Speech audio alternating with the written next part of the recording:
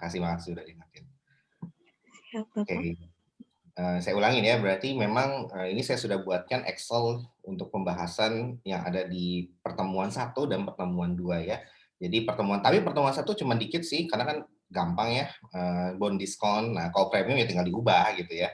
Nah, tapi di sini ada contohnya premium. Nah, premium saya udah langsung masukkan ada contoh yang Kieso ya. Ini kalau cara ngerjainnya Pak Kieso, kemudian yang contoh di bukunya Pak Lutfi ya. Di bukunya Pak Lutfi. Nah ini berdasarkan cara mengerjakan ala tim dosko kita ya, bukan Pak Lutfi tapi emang kita sepakati. Walaupun saya dissenting opinion, walaupun saya dissenting opinion itu saya berbeda gitu. Tapi ya nggak apa-apa lah ya. Kita harus menyampaikan apapun, walaupun saya berbeda, saya cenderung lebih suka memakai yang Kieso kalau dibanding yang sudah kita sepakati bersama gitu ya. Jadi dan saya juga ada reasoning ya kenapa saya tidak setuju gitu ya. Tapi ya nggak masalah gitu, maksudnya kan hanya berbeda tipis, hanya berbeda sekitar 5%. Enggaknya sekitar ya kurang dari 5% lah. Jadi perbedaan perhitungan antara cara Kies sama cara tim kami itu hanya berbeda 5% ya, yang ada di buku Pak Lutfi. Jadi it's no problem lah ya, maksudnya it's no big deal. Karena kalaupun diaudit itu tidak mengubah materialitas gitu. Sehingga oke, nggak masalah ya, kita sampaikan dua-duanya dan kita sepakati apa yang sudah menjadi kesepakatan di PK Handstand di tim AKM dan BAKM PK Handstand, yaitu menggunakan cara Pak Lutfi ya. Nah ini caranya sebetulnya kalau udah dituangkan jadi seperti ini jadi gampang gitu. Ya, jadi gampang. Jadi kita mencari faktor baru intinya, Mbak ya, mencari faktor baru. Nah, faktor ini akan membagi semuanya ini sehingga nanti ketika kita tarik ke bawah udah exactly precise 100.000. Kalau cara Pak Kiezo kan kita harus memanipulasi pada saat di tahun terakhir gitu ya. Nah, seperti itu. Oke, nah ini juga nanti saya jelaskan ya. Kemudian juga ada, nah ini pertemuan duanya juga ada.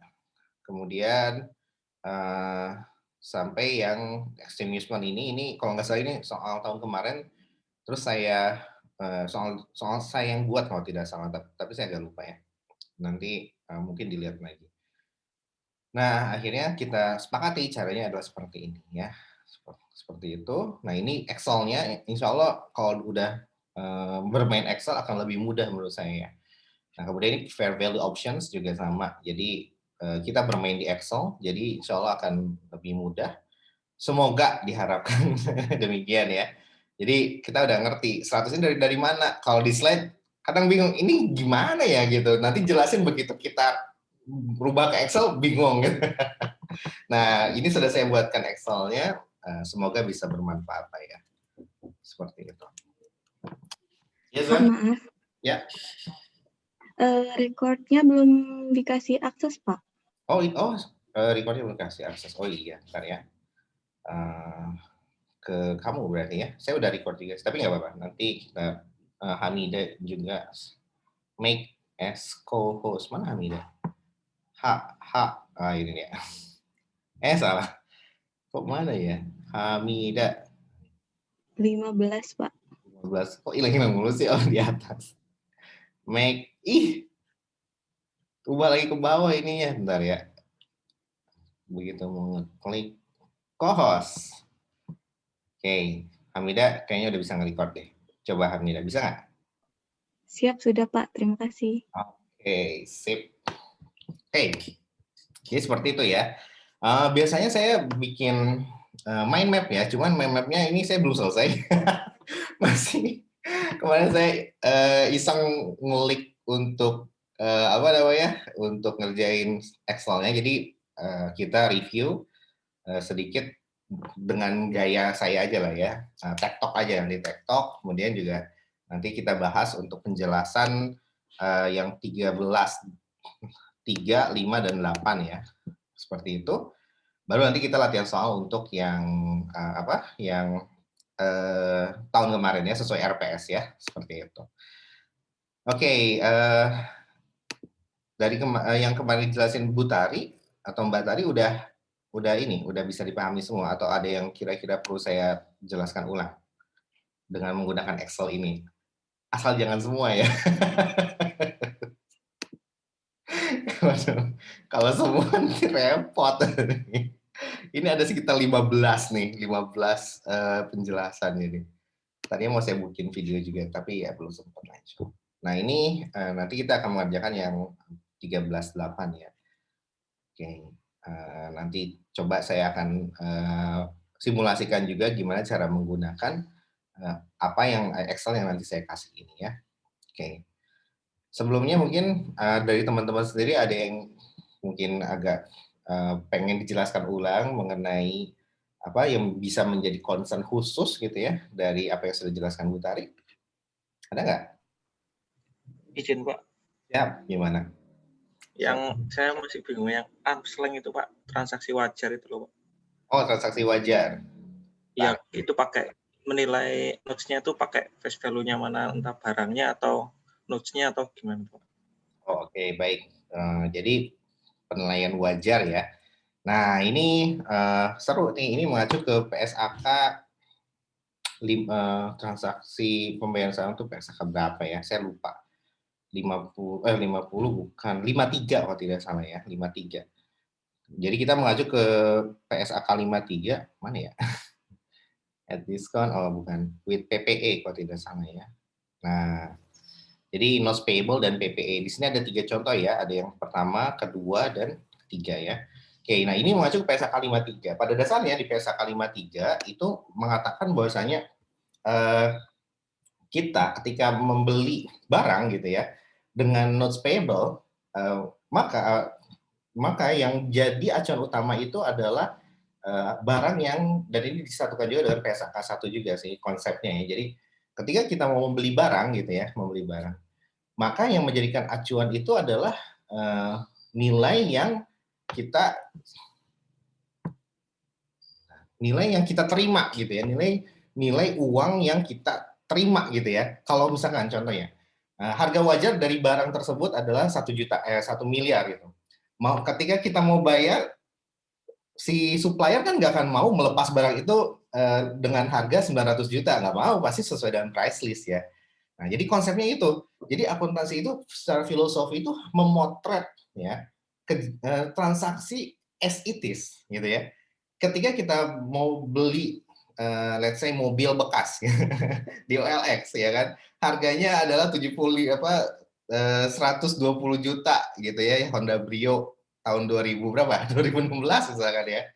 Nah, kemudian curangnya di OLX itu harganya itu kredit 120 juta itu. Kalau cashnya lebih mahal gitu ya, tambah 10 atau 20 juta biasanya. Nah, artinya ketika kita mau punya uang cash gitu, kita harus membayar 140 juta untuk mendapatkan Honda Brio.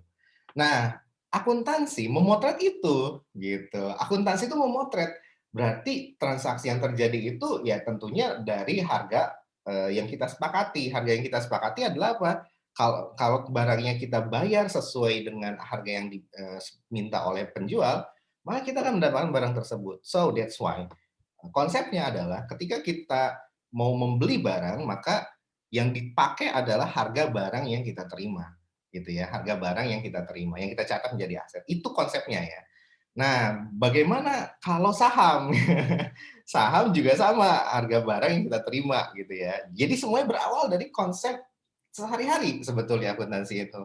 Nah, jadi dan PSAK pun didesain berdasarkan konsep sehari-hari. Jadi mengcapture aja gitu. Kalau yang berlaku di pasaran kayak gimana? Oh, kayak gini. Ya udah kita tetapkan PSAK-nya dan selalu kayak gitu. Ya, selalu kayak gitu ya.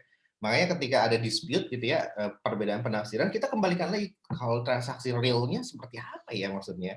Oh, transaksi realnya itu ya memang harus sesuai dengan harga barang yang kita terima gitu ya. Nah, makanya apa namanya, ketika harga cash-nya tadi di OLX ini contoh yang paling gampang gitu ya. Harga cash-nya 140 juta, tapi harga kredit jauh lebih murah gitu ya. Jauh lebih murah. Walaupun nanti eksponensi ini ya, apa berbunga-berbunga ya. Tapi nilai saat ini jauh lebih murah gitu, jauh lebih murah. Seperti itu karena di present value kan. Nah, makanya ketika eh, di kenyataan juga demikian, maka ya udah patokannya adalah ketika kita membeli barang dengan dengan secara misalkan kredit atau secara berhutang gitu ya, maka nilai yang diakui adalah nilai present value dari utang tersebut Nah, itu konsep utamanya yang pertama gitu ya, yang pertamanya. Nah, oke, kita akan coba lihat di slide-nya ya. Di slide-nya. Oke, konsepnya itu kan mengacu ke sini nih, mengacu ke mana ya?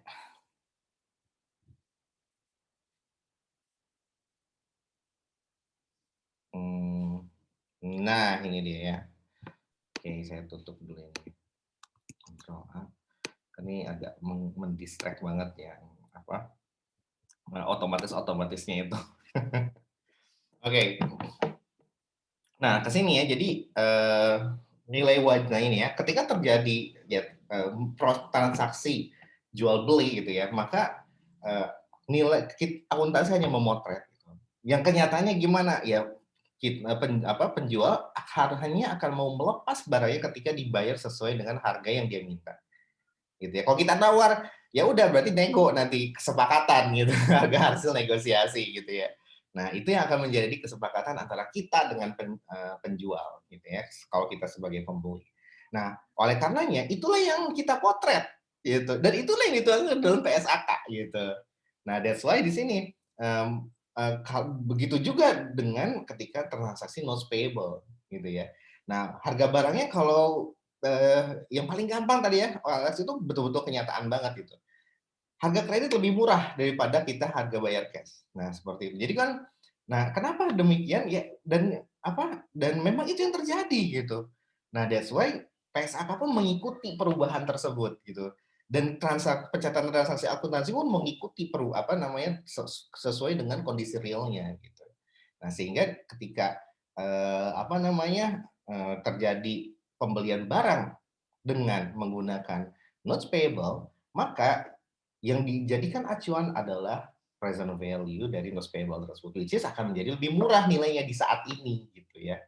Seperti itu. Nah, makanya itulah yang terjadi di dunia nyata, dan itulah yang disinggung di PSAK 50 tentang tentang ini ya, tentang financial instrument, instrumen keuangan, dan instrumen keuangan termasuk salah satunya adalah liabilitas keuangan. Dan liabilitas keuangan adalah notes payable. Gitu. Nah, sehingga apa yang terjadi ketika kita mau beli barang dengan notes payable?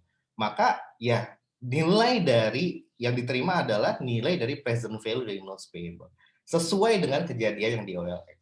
Ketika cash harganya 140 juta. Ketika kredit beda 20 juta gitu. Jadi 120 juta gitu ya.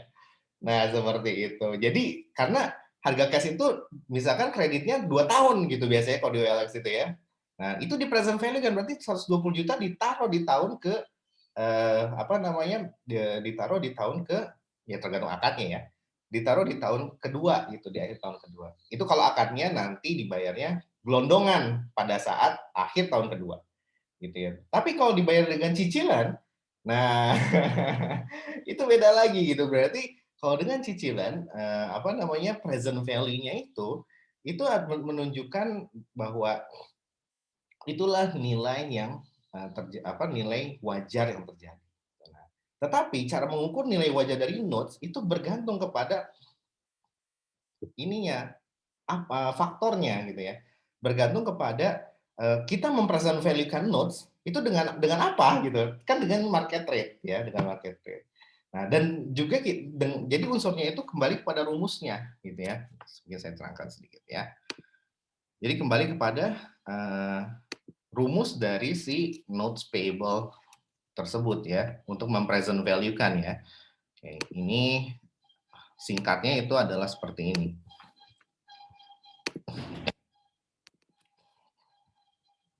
Nah, jadi itu filosofinya ya. Jadi filosofinya adalah akuntansi pasti memotret kenyataan yang terjadi di lapangan. Gitu ya. Jadi ada dua bentuk ya kalau kita mau dengan cicilan itu kan ada bentuk yang pertama dia dilunasi di akhir gitu ya. Lunas di akhir gitu ya, lunas di akhir. Oke, ini saya sorry. Nah, jadi yang pertama itu bentuknya adalah lunas di akhir ya. Lunas di akhir periode. Artinya ketika kita berhutang, kita berhutang 200 juta, maka dan 3 tahun misalkan. Ini tahun pertama, tahun kedua, dan tahun ketiga. Tahun ke 0 itu ya, tahun ketiga. 0, 1, 2, dan 3. Nah, ketika lunas di akhir, maka 200 juta itu kita taruh di sini. Ya. Maka kita present value kan. That's why nilainya tergantung. Nah, nilai di tahun ke 0 itu tergantung apa? Nah, tergantung rumus. Rumus present value. Ya, kalau di Excel kan udah pakai, tapi kalau rumus aslinya itu kan seperti ini ya, present value dari interest factor. Nah, kalau dia ada bunganya gitu ya, misalkan di 100 gitu ya, 20 deh, bukan 100. 10% ya, 20, dan di sini 20, dan di sini 20 ya. Nah, maka present value itu adalah apa? Pertama, present value dari si prinsipalnya ya. Yang kedua, present value annuity dari si interestnya gitu ya, dari si 20 ini. Nah, kita breakdown kalau gitu rumusnya gimana? Rumusnya itu adalah ya prinsipal ya, kalau yang oke. Jadi prinsipal dikali dengan 1 plus I pangkat min N gitu ya. Nah, kemudian kalau yang present value of annuity dari si interestnya, maka nanti dia tinggal interest dikali gitu ya. 1 dikurang yang ini ya, 1 plus I pangkat min N, 1 plus I pangkat min N, aduh kecil-kecil maaf ya, dibagi I-nya gitu. Jadi intinya adalah kalau dia annuities maka 1 dikurang faktor yang ini gitu. Nah, nanti dibagi dengan I gitu ya. Nah, seperti itu. Nah, berarti kita bisa lihat apa yang mempengaruhi nilai dari present value berdasarkan rumus tersebut. Ya P-nya, prinsipalnya gitu ya. Yang kedua adalah yang interest coupon rate-nya ya. Nah, interest yang ini. Nah, yang ini itu berasal dari coupon rate dikali dengan prinsipal. Kalau prinsipal mah udah pas ya, berarti intinya ada prinsipal, ada coupon rate ya, dan ada market rate ya. Yang ini ya, market rate. Nah, jadi ada 3 yang mempengaruhi nilai present value, nilai kewajaran dari suatu notes payable. Yaitu apa? Yang pertama, kembali ke rumus gitu ya, prinsipalnya. Yang kedua adalah si coupon rate-nya gitu ya. Yang ketiga itu adalah si I-nya gitu, market rate-nya. I sama dengan market rate gitu ya. Nah, kalau mau yang keempat itu adalah satu lagi N-nya gitu. Si apa namanya? Periodenya, tenornya. Nah, yang di buku atau yang di slide Pak Lutfi dan yang di slide Butari, maaf. Butari dan Pak Lutfi yang bikin. Kalau saya aja bikin Excel-nya aja. Nah, di slide-nya kami gitu, itu dan itu mengacu ke Kieso ya, dan itu mengacu ke PSAK juga, PSAK 71 kalau tidak salah, sekarang sudah dirubah. Nah, intinya adalah ketika di buku kita kalau dia tidak ada I-nya, nah berarti ini yang di highlight gitu ya. Kalau tidak ada I-nya, maka notes payable tersebut tidak wajar gitu ya. Atau kalau ada I tapi nilai I-nya itu sangat besar, nggak masuk akal. Itu yang kedua ya. Yang ketiga, nilai prinsipalnya, nah yang ininya, sorry bukan I, maaf saya ralat ya. Maksudnya yang pertama itu nilai coupon rate-nya ya. Yang pertama itu nilai coupon rate-nya ya. Nilai coupon rate-nya tidak ada. Berarti kalau zero interest bearing notes itu tidak wajar. Yang kedua gitu ya. Kalaupun ada coupon rate-nya, tapi nilainya ampun-ampunan, nggak wajar ya, bisa naiknya tinggi banget atau bisa kecil sekali gitu ya. Nah, itu yang kedua. Nah, jadi yang pertama itu dan kedua itu masih is all about coupon rate ya, yang tidak wajar gitu. Nah, kemudian yang ketiga adalah yang dilihat dari prinsipalnya gitu, dilihat dari prinsipalnya. Ada coupon rate, ada I kan dari market ya, udah dibentuk secara market ya. Jadi ini mah bisa kita hapus gitu ya. Tapi yang berasal dari kita sendiri yang menerbitkan bonds itu ada 3 prinsipal, coupon rate sama tenor gitu ya, sama tenor. Nah, dan tenor pun itu ya memang tergantung kemampuan kita gitu ya. Jadi ini no issues juga di sini ya. Jadi kesimpulannya hanya 2 ini sebetulnya yang mempengaruhi kewajaran dari suatu notes payable. Nah, gitu ya. Nah, that's why itulah yang dituangkan ke dalam slide di Kieso dan slide yang ada di kami gitu ya. Yang pertama, is all about coupon rate. Coupon rate-nya 0, berarti tidak wajar. Yang kedua, ada coupon rate, tapi terlalu signifikan gitu ya perbedaannya dengan yield-nya atau market rate-nya. Itu juga tidak wajar. Yang ketiga, nilai prinsipalnya nggak sesuai dengan harga wajar dari si barang yang kita beli. Nah, jomplang kita butuhnya 140 juta, menerbitin notes payable-nya 300 juta. Waduh, kebanyakan itu. Nah, itu berarti tidak wajar. Maka asumsinya, hukum asalnya adalah kita menggunakan present value dari notes payable. Tetapi karena notes payable tersebut tidak wajar, maka kita tidak bisa menggunakan present value dari notes payable. Akhirnya apa? Akhirnya kita menggunakan nilai dari barang yang kita terima. Gitu ya, nilai dari barang yang kita terima. Nah, jadi seperti itu ya. Jadi pertamanya itu sebetulnya kita mengikuti harga barang. Tapi kalau ada notes payable, harga barang kalah sama harga notes itu ya, sama present value notes gitu. Karena tunduk terhadap present value notes gitu. Nah, tetapi kalau present value notes ini nggak wajar, balik lagi ke hukum awal, yaitu apa? Based on harga barang yang kita terima. Nah, gitu maksudnya ya. Nah, seperti itu. Oke, kira-kira bisa dipahami. Nah, contohnya, jadi itu logic building blocks-nya ya ketika kita memahami pertukaran ya, maksudnya pembelian barang dengan notes payable. Oke, nah yang mana? Nah ini ya, jadi pertama kan tidak ada coupon rate ya, tidak ada coupon rate. Tadi ya sudah dibilang no coupon rate. Nah berarti kalau zero interest gimana Pak? Ya berarti tidak wajar gitu ya. That's why kalau zero interest selalu mengacu kepada nilai dari si barangnya ya, nilai si barangnya.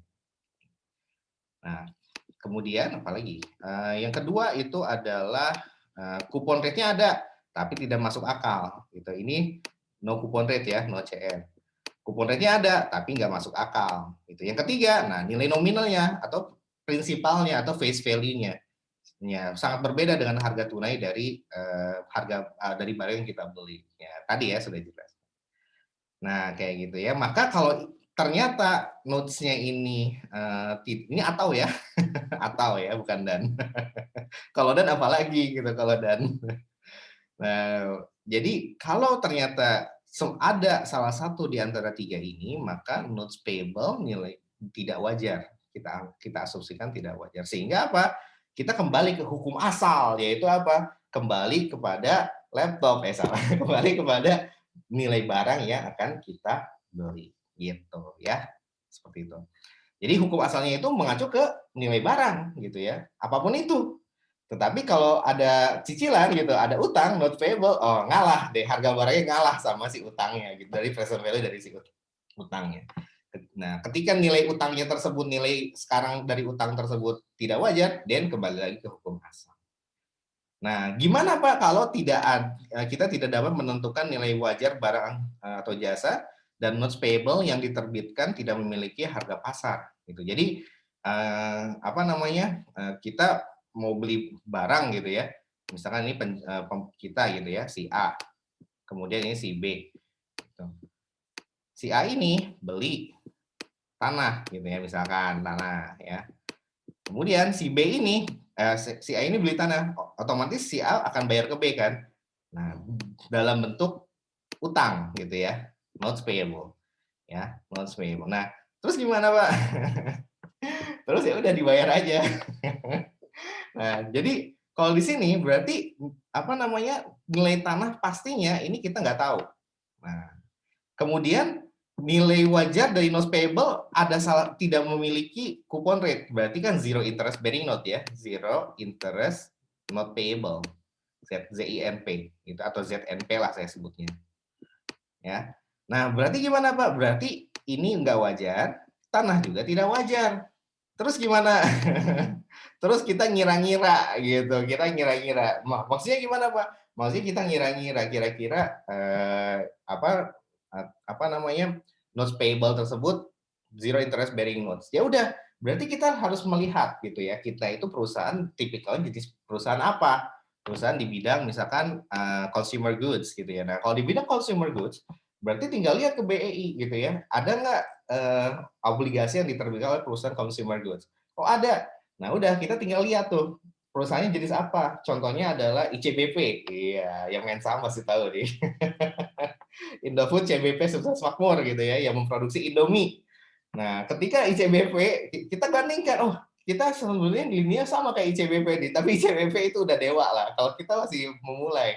Nah, kita lihat ICBP itu ternyata ketika menerbitkan bonds, dia selalu tepat waktu dalam melunasi bond.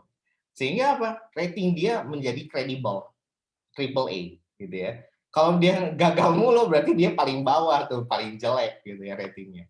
Nah, oh ternyata kita setara nih ya, satu segmen dengan satu bidang dengan si ICBP, Indofood, ya consumer goods juga ya. Terus dia udah triple A, sangat kredibel sekali. Nah, ketika triple A, dapatlah berapa yieldnya? Yieldnya biasanya tinggi, rendah gitu ya, yieldnya rendah. Gitu. Nah, artinya kalau yieldnya rendah itu dia menerbitkan obligasi pasti selalu premium gitu ya. Kenapa? Karena dia terpercaya jadi rebutan seperti itu ya. Nah, kita mengukur diri gitu. Gue berada di bidang yang sama kayak ICBP. ICBP triple A, yield-nya market rate-nya adalah 5% dengan tenor 10 tahun gitu ya. Kalau saya mau nerbitin notes payable dengan tenor yang sama, ya udah 5% juga, tapi ngaca dulu gitu maksudnya. Siapa gue gitu ya? Siapa ICBP? ICBP udah level dewa, udah 30 tahun lebih bisnisnya, sedangkan saya baru merintis gitu. Ya nggak mungkin juga kita dipatok di 5%, ya naik dikit lah, paling tidak 8 atau 10% gitu. Nah, itulah yang dimaksud inputted interest rate. Kita nembak gitu, kita nembak. Nah, gitu ya. Jadi seperti itu kurang lebih. Nah, ini contohnya. Oke, bentar ya.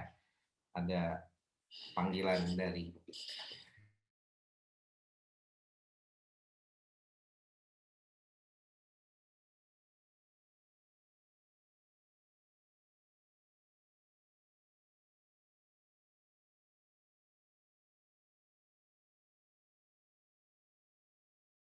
biasa kalau di rumah ya, ada anak-anak. Baik, nah ini contohnya. Gitu, contohnya langsung aja deh pakai Excel ya. Contohnya langsung pakai Excel ya, lebih gampang. Nah, kalau pakai Excel saya udah bikinin Excelnya buat kalian, nanti kalian tinggal masukin ya. Nah, makanya kita lihat nih ya. Pertama, untuk tanggal 1 Januari PT Alfa membeli tanah memiliki nilai wajar 200.000 ya. Dengan menerbitkan zero interest bearing notes, nilai nominalnya ada 322. Tenornya 5 tahun. Diketahui tingkat suku bunga pinjaman adalah PT Alfa adalah 10%. Nah, jadi selain kita bisa ngeker juga kepada perusahaan yang ada di bursa, cara lain untuk menentukan berapa tingkat suku bunga yang akan kita gunakan untuk mempresent value-kan notes payable kita, salah satunya adalah kalau kita minjem ke bank, kita dapat bunga berapa gitu. Nah, seperti itu ya. Jadi dapat bunganya 10%. Jadi ada dua cara. Kita bisa lihat ke pasar obligasi di bursa efek, atau kita bisa menanya juga ke bank gitu ya. Kalau kita minjem ke bank, dapat berapa tuh gitu. 10% misalkan. Nah, kalau kayak gini, nah ingat nih ya, berarti yang dipakai yang mana? Yang dipakai adalah karena dia zero interest bearing notes, kembali lagi ke kembali lagi ke, ya, share screen-nya harus desktop biar enak loncat-loncatnya. Nah, kembali lagi ke laptop. Kembali lagi ke sini nih. Nilai wajar barang yang akan ditukarkan, gitu ya. Karena dia tidak ada suku bunga yang dinyatakan. Berarti kan sama aja kayak zero interest bearing notes ya. Kayak sama aja kayak ZNP ya. ZNP ya ginilah, ya mungkin nggak terlalu N banget lah, nggak apa-apa. Nah, berarti kita menggunakan nilai barang yang kita beli gitu. Nah, berapa nilai barang yang kita beli? Yang nilai barang yang kita beli adalah 200.000 nilai tanahnya. Ya udah kita catatnya ya langsung segitu gitu. Langsung tuh tanpa tenden aling-aling, land pada notes 200.000 gitu. Gampang ya? Nah, tetapi ada tapinya gitu. Di sini kan dia menerbitkan nilai nominalnya adalah 322 ya. Berarti 322 ini nanti di akhir tahun kelima gitu. Nah, ini kita taruh di di sini 5 tahun ya. Oke, ini saya tambahin dulu. Oh, udah ada di bawah, tapi belum saya copy. Oke, ini saya tambahin dulu. Ini di transpose. Oke, nah ini ngacu ke atas. Ini ngacu ke sini. Oke, nah, jadi kalau mau kita masukin dulu gitu ya ke keterangan yang ada di sini. Kalau di Excel itu biar gampang. 322 face value, periodenya adalah 5 ya. 5 tahun ya. Berarti ini annual ya, annual. Kemudian persentase kupon rate-nya ada nggak? 0 tuh, makanya saya merahin. Interest rate-nya nggak ada juga karena zero ya. Market rate-nya berapa? Market rate-nya adalah 10%. Ya, ini juga annual ya, biar kita jelas. Annual. Kemudian dibayar, nggak diketahui karena tidak ada ini ya, tidak ada interest rate ya. Oke, langsung. Nah, land value-nya berapa? Land value-nya sekarang ya, saya tanda ini 1 Januari 2019 adalah 200.000. Sedangkan si notes periodenya 5 tahun dari 1 Januari 2019 sampai 2024 gitu ya. Ya udah kita masukin ke rumus gitu karena tidak ada bunga ya 0 ini ya. Present value pokoknya adalah, nah ini prinsipalnya, prinsipal. Yang ini adalah interest.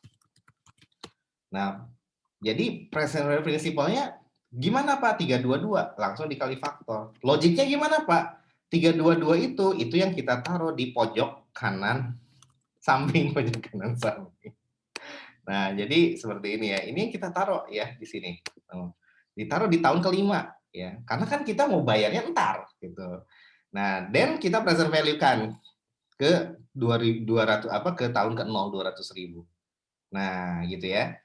Apakah sama? Memang sama kita rancang ya. Ternyata kalau kita present value kan ya 322 ini dengan rumus ya, rumus present value dari PMT gitu ya. Maka ini akan menghasilkan hasil yang sama gitu ya. Mana ya? Oh yang ini. Ya, kita lihat nih. Apa namanya? PV PV present value rate-nya 10% ya. Apabila 322 ini kita present value-kan ke nilai hari ini, apakah 200.000? Nah, kita buktikan ya.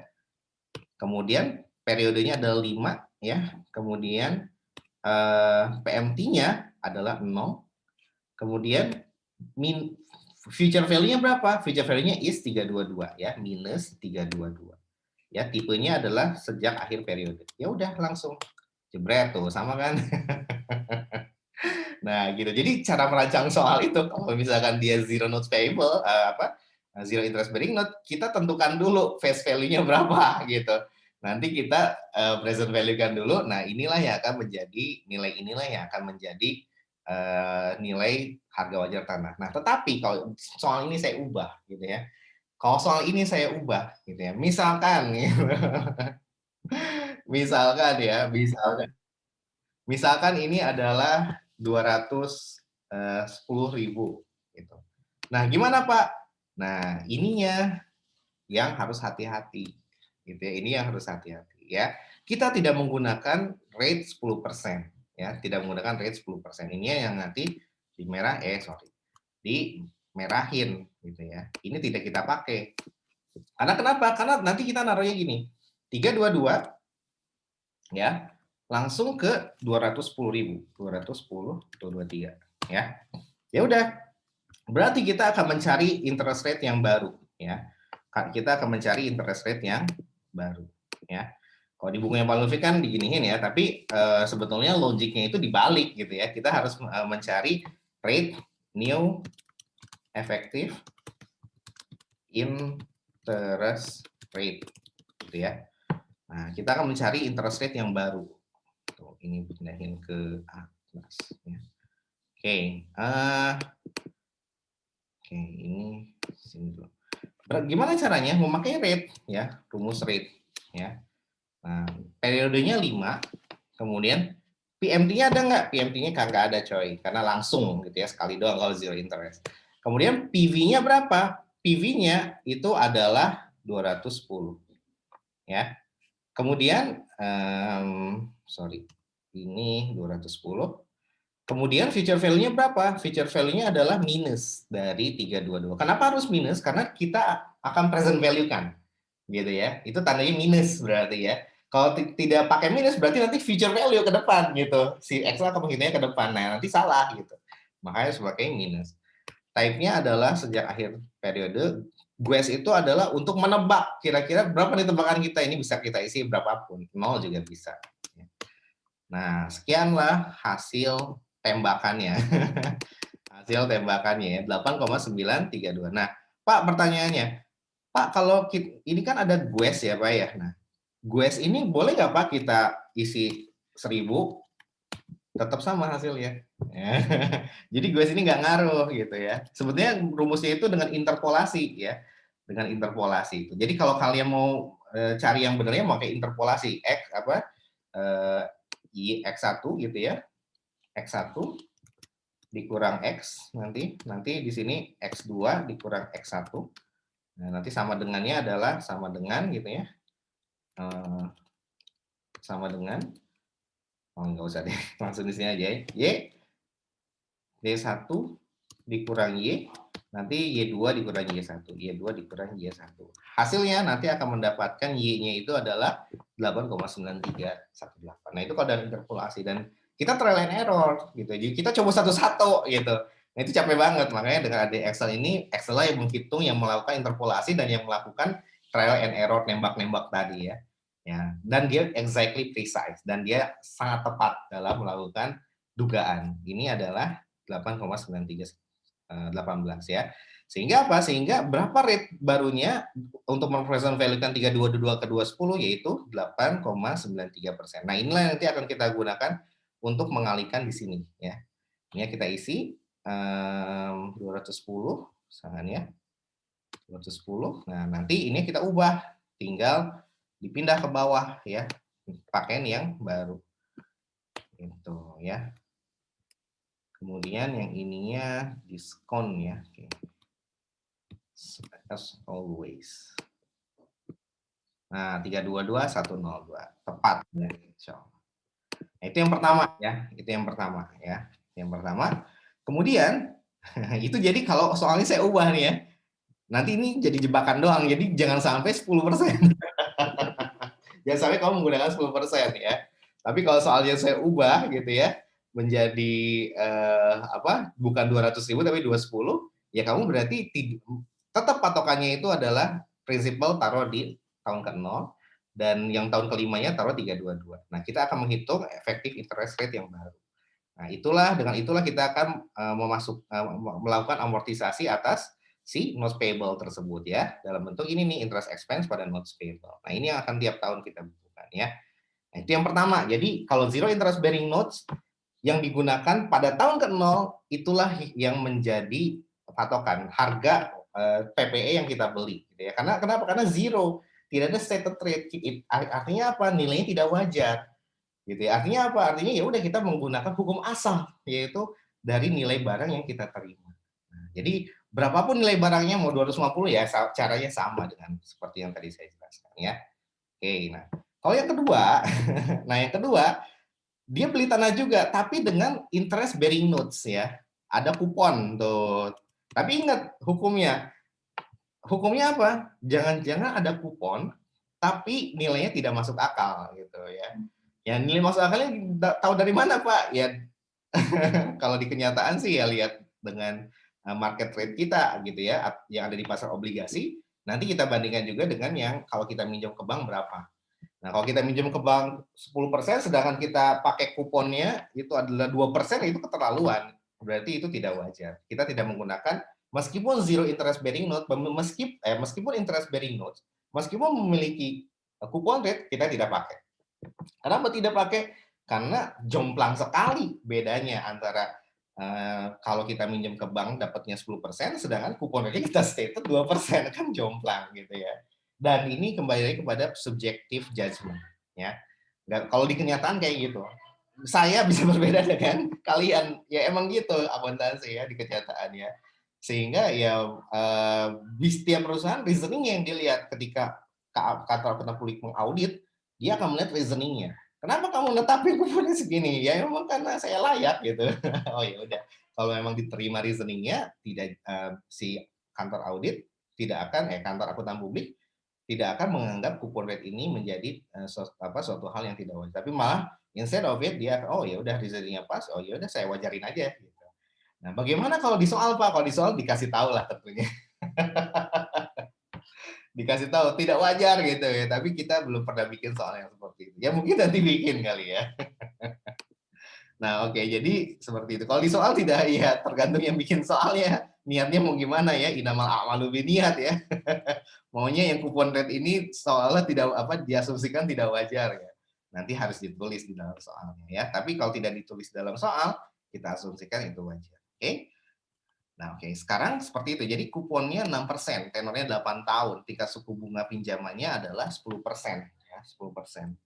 Ya udah, kalau gini kan ini adalah notes yang wajar. Nah, karena notes-nya wajar, maka kalah tuh si harga 400.000 itu kalah sama present value si notes ya.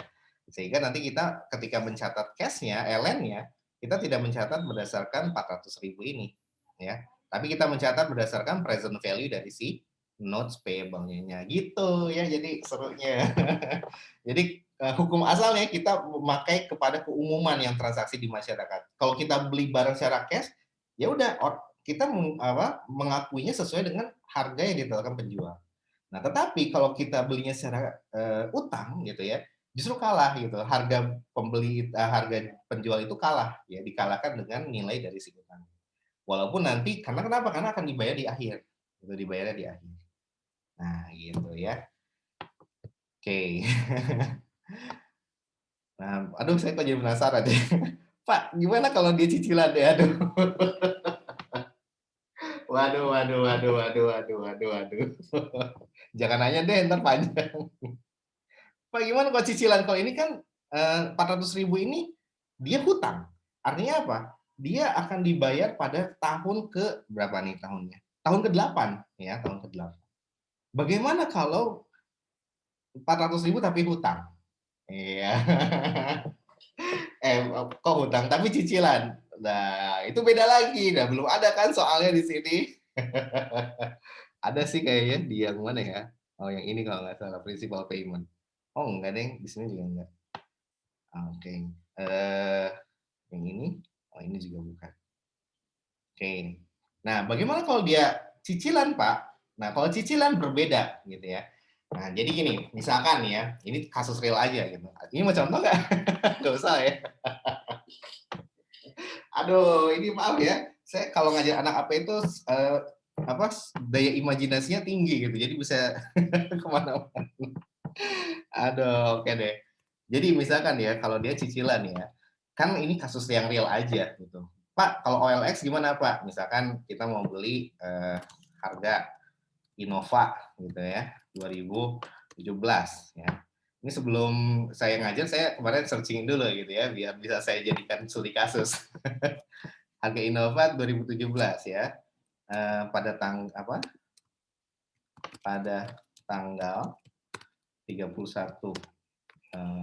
tanggal berapa sekarang? 12 April 2021, harga Innova, harga mobil Toyota Innova 2017 adalah misalkan Rp 260-an kalau tidak salah kemarin ya.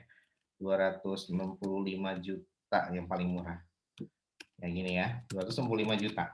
Kemudian, nah itu harganya. OTR kredit. Biasanya gini ya, khusus kredit. OTR khusus kredit, gitu ya. Cash, harga cashnya adalah biasanya beda 20 juta ya, 285 juta. Nah, kayak gitu ya. Nah, sekarang gimana nih cara menentukannya? Cara menghitung si mobil ini gitu ya. Si mobil ini. Ini wrap text, kemudian sebelah kiri. Oke, kemudian apabila Tuan Budi membeli mobil tersebut secara kredit, ya, secara kredit dengan dengan cicilan. Nah, ini biasanya ditetapkan bunganya dulu kalau OLX ya, dengan tingkat bunga sebesar 10%, misalkan per tahun.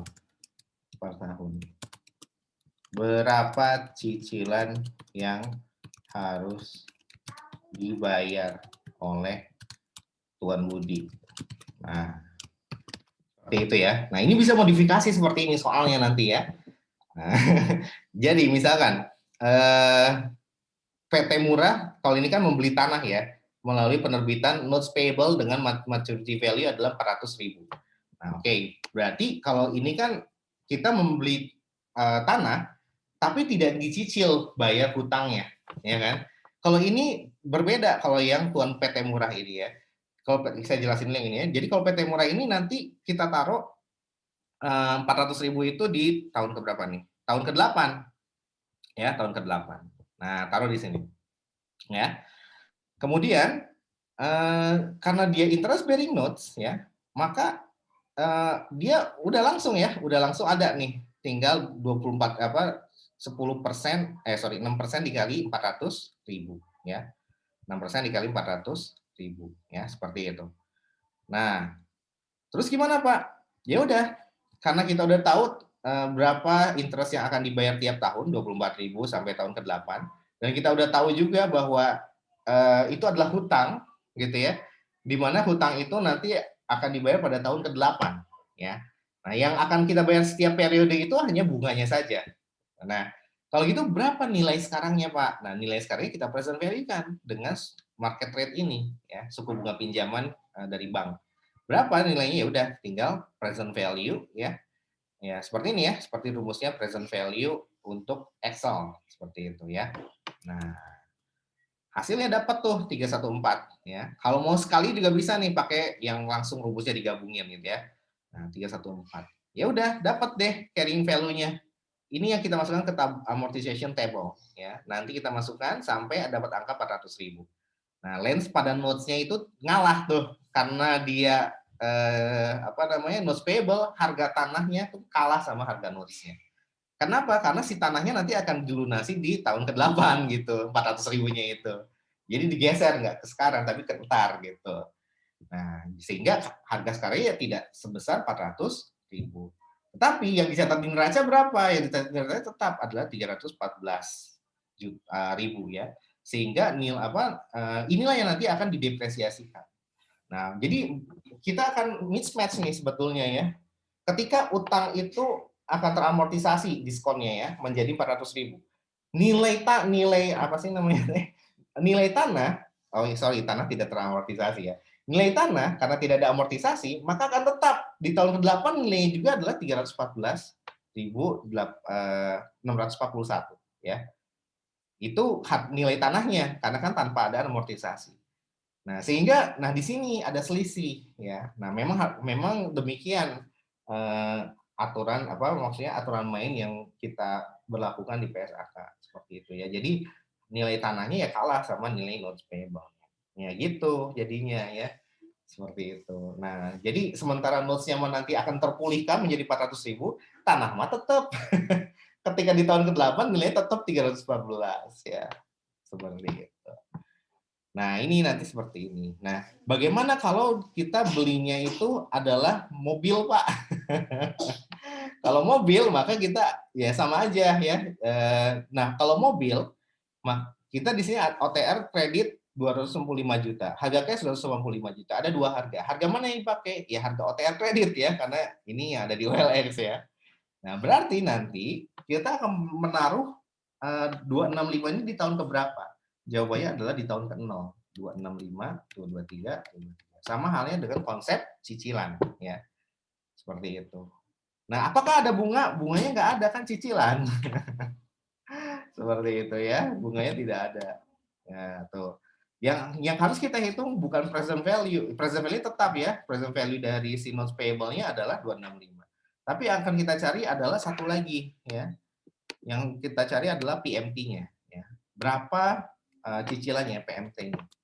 PMT-nya ya kita cari dengan rumus PMT. Ya. Rumus PMT rate-nya adalah 10%. Ya. Kemudian periodenya adalah 5 tahun. 5 bukan sih? Oh, belum saya state ya. Ya, anggaplah 5 tahun lah ya. Kemudian PV-nya adalah mana sih tadi itu? Oh, minus 265 ya. Kemudian future value-nya adalah 0 ya. Nanti 0 kita taruh di sini dulu deh. Nanti kita rubah 0 ini ya. Kemudian type-nya adalah sejak terakhir 0 juga. Oke. Nah, ini kita ubah jadi 0 dulu di akhir tahun ke-8. Ya, kayak gini nih ya. Jadi ini nanti PMT-nya adalah 69 juta per bulan. Nah, inilah nanti akan kita taruh di sini ya. Nah, ini adalah ini adalah yang akan kita taruh mulai dari tahun ke periode ke nolnya adalah di sini ya. Udah deh, nanti ini akan kita mainkan sampai akhir. Nah, gitu ya. Sehingga nanti saldonya, saldo pokoknya adalah 0 di tahun ke-8. Misalkan seperti itu. Oh salah tadi saya, harusnya 8. Sorry. Ini tadi saya masih masukinnya adalah 5 ya. Oke, saya ulang lagi deh. Saya ulang lagi. Sama dengan PMT, kemudian rate-nya 10%, periodenya adalah 8, kemudian PV-nya adalah minus 265, future value-nya adalah 0, ya. Kemudian type-nya sejak akhir periode. Udah. 0. Oke, jadi ini ke atas nih. Nah, 49 juta cicilan per tahunnya ya. Seperti itu. Nah, ini dicicil selama 8 tahun. Berapa cicilan yang harus dibayar oleh Tuan Budi? Nah, ini kalau soalnya saya ubah ya. Kalau soalnya saya ubah ternyata cicilan ya. Nah, tapi nanti kalau cicilan nanti si apa namanya ada bisa sih. Sorry.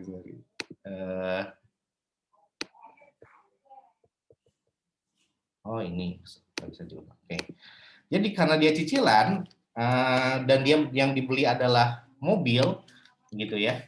Yang dibeli adalah mobil, maka apa namanya akan ada depresiasi, gitu ya. Akan ada depresiasi. Ya, nanti depresiasi mobilnya berapa? Ya, jadi nanti PMT-nya cicilannya sama dengan 49 juta, gitu ya. Kemudian depresiasi mobil ya sama dengan garis lurus lah taruhlah ya, dengan garis lurus itu sama dengan ya tinggal bagi 8 sama dengan 265 dibagi dengan 8 tahun ya, dibagi dengan 8 tahun. Nah, ini 33125. Jadi nanti begitu di tahun ke-8 nilai mobil akan 0 misalkan ya. Nah, kemudian nilai utang pun akan 0. Nah, seperti itu ya. Dicicil selama 8 tahun. Kemudian mobil didepresiasi dengan menggunakan metode garis lurus. Ya, seperti itu. Oke, nah kayak gini. Tapi bisa nggak Pak depresiasi mobil lebih cepat ya? Bisa aja kalau soalnya saya tambahin. Useful life mobil adalah 5 tahun ya, nanti didepresiasi selama 5 tahun saja. Nah, seperti itu ya. Oke. Nah, itu kalau yang tadi ya, jadi ini udah kawal tanah ya, dan menggunakan interest bearing notes. Nah, kalau yang ini sama ya kayak yang di atas ya. Cuman kalau yang ini mah cicilan ya, kalau yang ini kita menerbitkan zero interest bearing notes ya. Jadi artinya si 700.000 ini kita bayar entar di tahun ke-5 gitu ya, kita bayar di tahun ke-5. Seperti itu ya si 700.000 ini ya. Nah, 700.000 ini kita bayar di tahun ke-5. Oh, masih belum selesai. Sorry. Di tahun ke berapa nih? 4 ya. Desember 2020, 21, 22, 23, 24, sorry. 4 tahun ya, ya ini sudah ada 4 tahun. Jadi si komputer ini kita akan bayar lunasi ya pada akhir tahun keempat ya. Seperti itu. Nah, suku bunga pinjamannya ya berarti kan face value-nya adalah 700.000 gitu ya, dan dia zero interest bearing notes. Nah, ini yang kasus yang ketiga ini nih. Ya, yang ketiga ini. Sorry, mana? Yang ini nih. Nah, jika perusahaan tidak dapat menentukan nilai wajar barang atau jasa dan notes payable ya, dan notes payable tidak memiliki harga pasar, maka present value ditentukan dengan imputed interest rate atau suku bunga yang kita kira-kira gitu ya. Nah, gimana cara kira-kiranya? Tadi ada dua ya, ke pasar obligasi atau kalau pinjam ke bank berapa. Nah, gitu ya. Nah, ini adalah kasus yang ini nih. Yang soal ketiga ini itu adalah kasus yang ketika notes-nya tidak wajar, terus juga nilai apa namanya? Nilai si apa barang atas si komputernya kita juga nggak tahu, ujuk-ujuk informasinya ada 50.000 aja gitu. Nilai sisanya, dan ada informasi mengenai prinsipal gitu ya. Ya udah, kalau berarti ini akarnya adalah dia akan melunasi notes si mobil tersebut, si komputer tersebut di tahun ke-4 gitu ya, sebesar 700.000. Nah, tapi berapa nilai sekarangnya? Nah, itu tidak diketahui. Jadi akarnya itu seperti ini. Gue mau beli komputer. Saya mau beli komputer PT Legenda. Nah, ya udah, komputernya ini mau dengan apa? Kredit atau cicilan gitu. Kredit yang dibayar di pada akhir tahun, pada akhir periode, atau dengan cicilan gitu, dengan dibayar dengan nyicil. Oh enggak deh, kalau yang OLX tadi kan dengan cicilannya. Tapi kalau yang ini bukan dengan cicilannya. Ini kita mau bayar tapi nanti ngutang gitu ya. Kita beli tapi ntar bayarnya ditunda. Kita akan melunasi nilai 700.000 itu pada akhir tahun ke-4. Ya udah, berarti pertanyaannya berapa nilai komputer yang harus kita catat sekarang? Nah, akuntansi harus bisa menangkap itu semua gitu. Nah, nilai wajarnya kan sebetulnya harga kesepakatannya 700.000, tapi itu dibayar entar gitu ya. Itu sudah disetujui akan dibayar di tahun keempat. Maka 700.000 ini pindah tuh nilainya, bukan lagi di periode ke-0, tapi di periode keempat gitu ya. Nah, sehingga seperti ini nanti bentuknya ya. Bentuk timeline itu seperti ini. Nah, 700.000 ini berada di ini sama nih. Ini saya masukin lagi ya. Transpose. Nah, ini geser lagi ke sini ya. Oke, ini geser juga. Oke, nah gitu ya. Nah, bagaimana kalau kayak gini, Pak? Kalau kayak gini ya sudah deh. Berarti tinggal kita taruh nih tahun ke-4 itu 700.000-nya. Berapa present value tahun sekarang? Ya udah, kita tinggal menggunakan tapi karena zero interest bearing notes, kita nggak tahu nih berapa nilai wajarnya gitu ya. Karena zero interest bearing note ya dia hanya diketahui nilai di tahun keempat saja 700.000. Artinya di tahun ini kita tidak tahu informasi mengenai berapa nilai kini present value dari si zero interest bearing notes-nya, dan kita juga tidak tahu gitu ya, tidak tahu tentang berapa nilai wajar dari si komputernya pada saat ini, karena 700.000 itu nilai pada tahun keempat gitu ya. Nah, dua nilai itu tidak kita ketahui, sehingga apa, kita harus mengira-ngira. Ya udah, kalau gitu kita present value kan si 700.000 ini dengan apa? Dengan market rate. Nah, market rate-nya berapa? Ya kita kira-kira. Nah, kira-kiranya gimana? Ya udah, kita lihat pasar obligasi, atau cara tercepat adalah kita nanya ke bank, kalau saya mau minjam $700.000 selama 4 tahun dapat bunga berapa gitu. Oh, dapat bunganya adalah 8%. Nah, nih udah kalau di soal mah diketahui, tapi kalau di kenyataan kamu harus cari tahu sendiri gitu ya. Harus nanya-nanya ke bank. Nah, dapatlah 8%. Ya udah, berarti kita present value kan gitu ya si apa namanya? Si 700.000 ini dengan menggunakan rate 8%.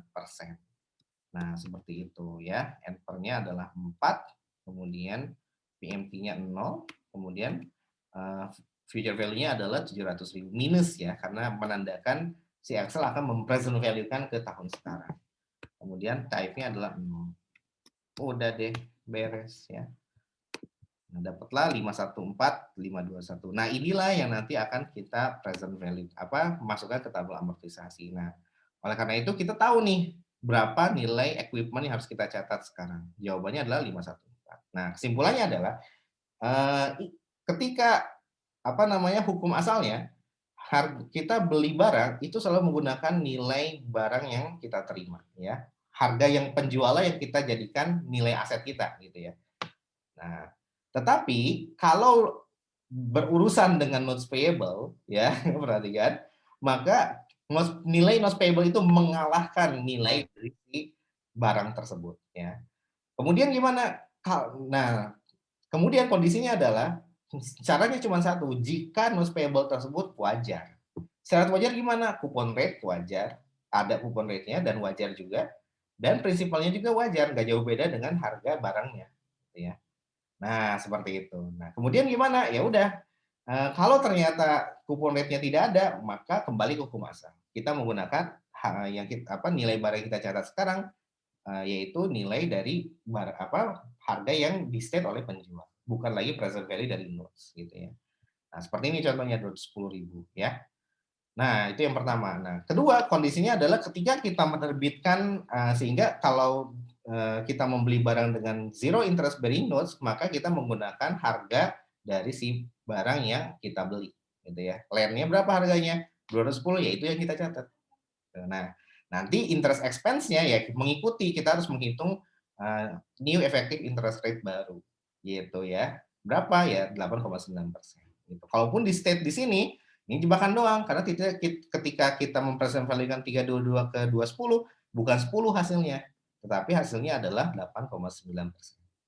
Nah, kemudian yang kedua adalah kalau kita beli tanah tapi dengan menggunakan interest bearing notes dan coupon rate-nya wajar, maka ya udah kita harus present value-kan interest bearing notes tadi.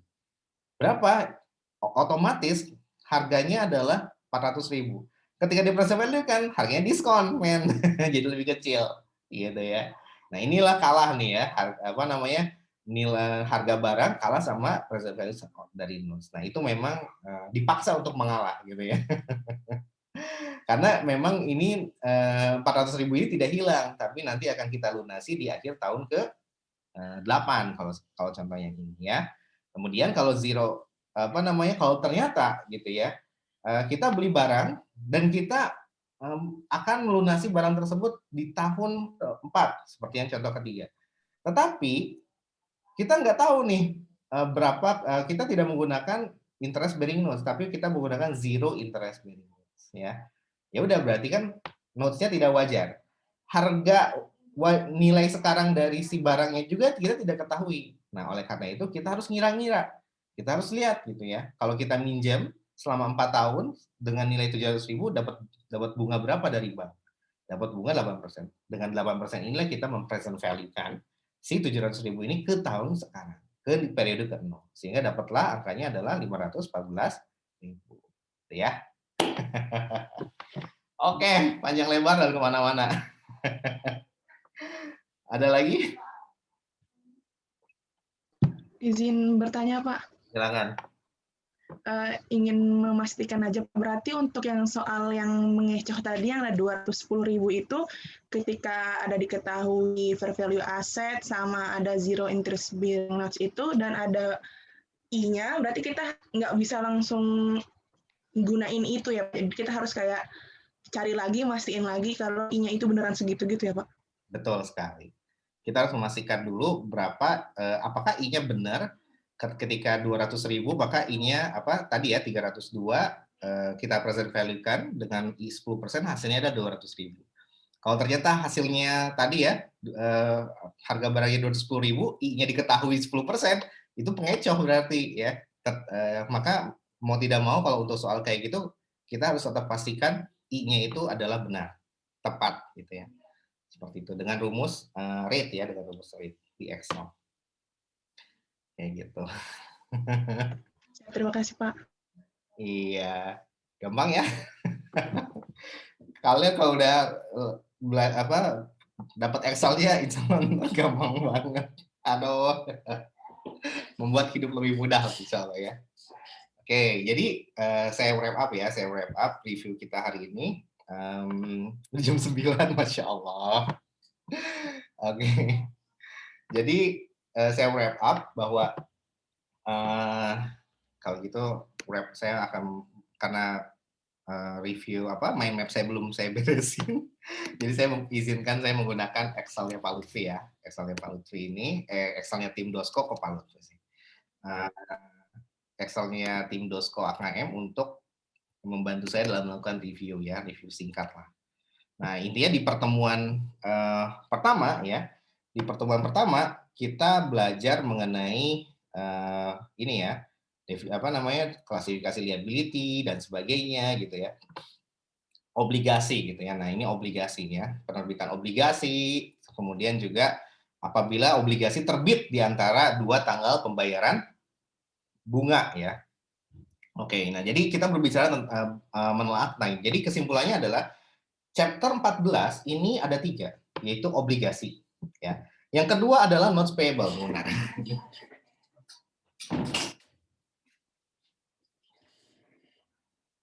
Oke. Yang kedua adalah notes payable ya. Yang ketiga adalah si mortgage ya. Cuman 3 itu aja. Tapi variasinya banyak. Tapi variasinya banyak. Oke. Nah, di pertemuan 1 kita membahas tentang konsepnya doang. Ya, liabilitas non current liability itu ada berapa macam gitu. Ada yang dibagi berdasarkan waktunya, pendek dan panjang gitu ya. Pelunasannya, waktu pelunasannya pendek dan panjang. Pendek itu kalau kurang dari 1 tahun, panjang itu kalau lebih gitu ya.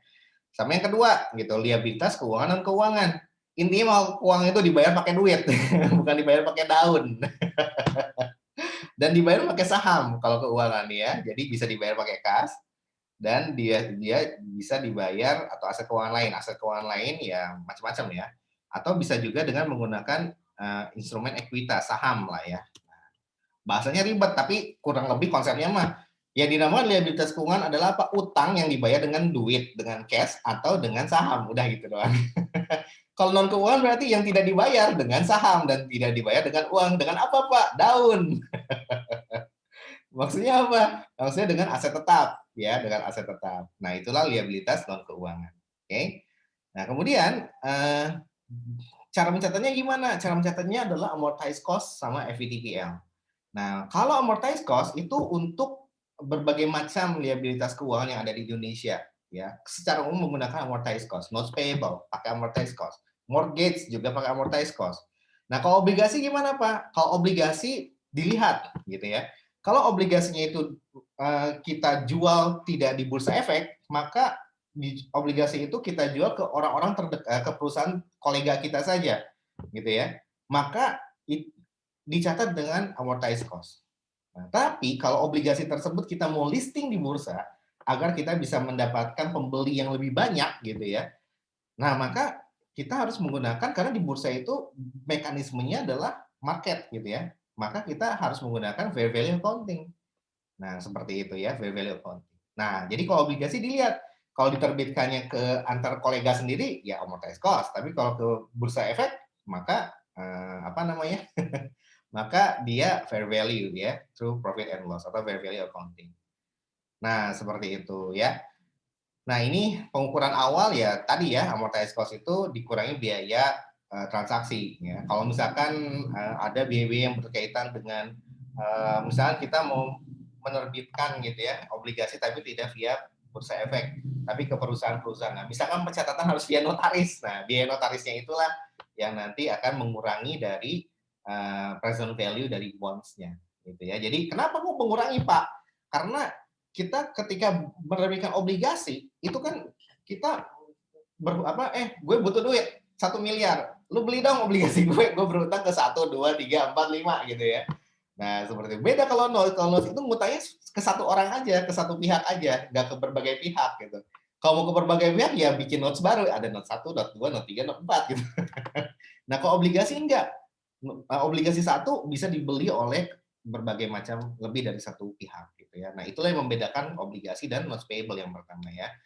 Nah, seperti itu. Nah, ketika kita membeli obligasi dan harus mencatat di depan notaris, ada biaya yang dikeluarkan, maka kan kita akan menerbitkan, kemudian kita akan mempresent value-kan nilai obligasi tersebut dengan menggunakan market rate gitu ya, yang berlaku di pasaran. Ya udah, dapatlah present value-nya. Karena ada biaya notaris, kan kalau kita menerbitkan obligasi cash pada bonds. Nah, kalau bayar notaris gimana? Berarti bonds pada cash gitu. Karena biaya tersebut relate ke utang gitu ya, bonds pada cash. Nah, makanya akan mengurang. Oke, nah kemudian yang kedua, yang keberapa ini? Yang selanjutnya adalah, nah obligasi itu kalau kita terbitkan, maka hukum asalnya ya, jadi kalau yang amortized cost, obligasi yang dicatat dan amortized cost, itu kalau tidak dijual di bursa efek.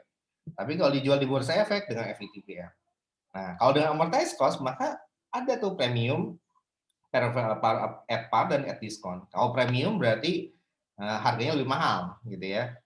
Kita jadi rebutan obligasi kita, otomatis harganya jadi lebih mahal, kita dapat premium.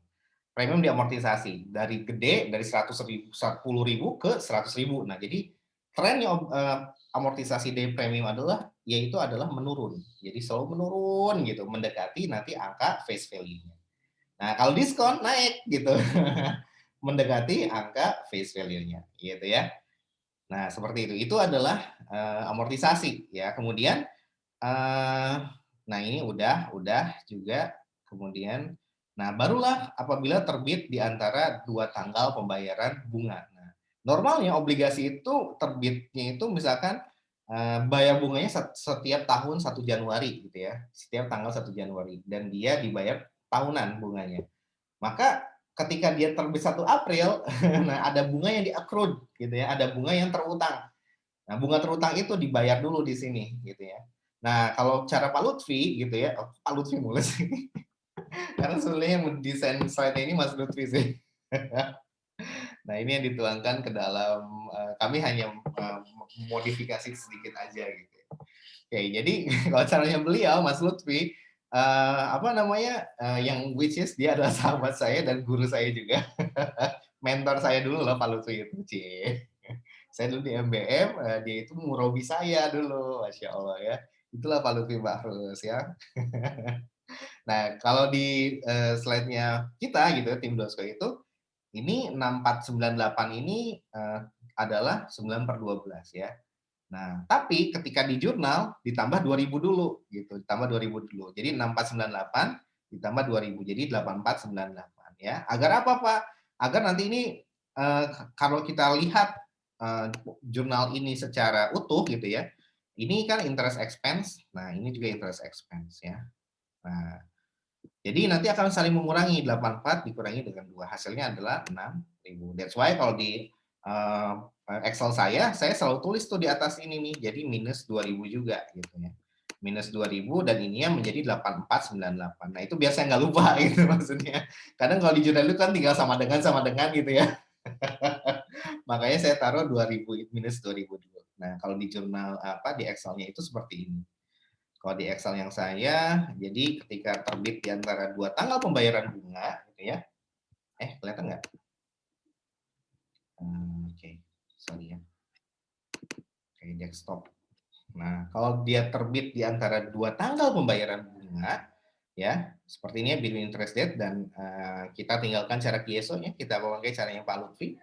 Nah, caranya tim Dosko. Nah, di sini Nah, di tabelnya ini saya ada minus 2.000 sehingga ketika masuk di periode pertama ini tidak lagi 5.456 tapi udah langsung saya bisa sama denganin gitu ya. Saya sama denganin ke atas gitu. Nah, jadi saya tambahin 2.000-nya itu di sini di tabelnya gitu ya. Di tabel.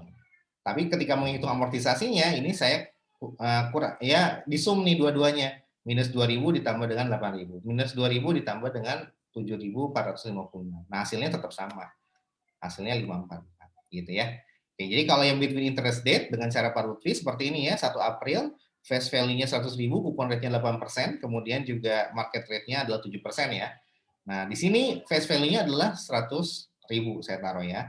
Udah langsung nih 5, kemudian coupon rate 8 ya, 8%. Kemudian interest paid-nya tiap tanggal 1, market rate-nya 7% ya. Saya taruh di sini 7%. Nah, di sini juga apa namanya?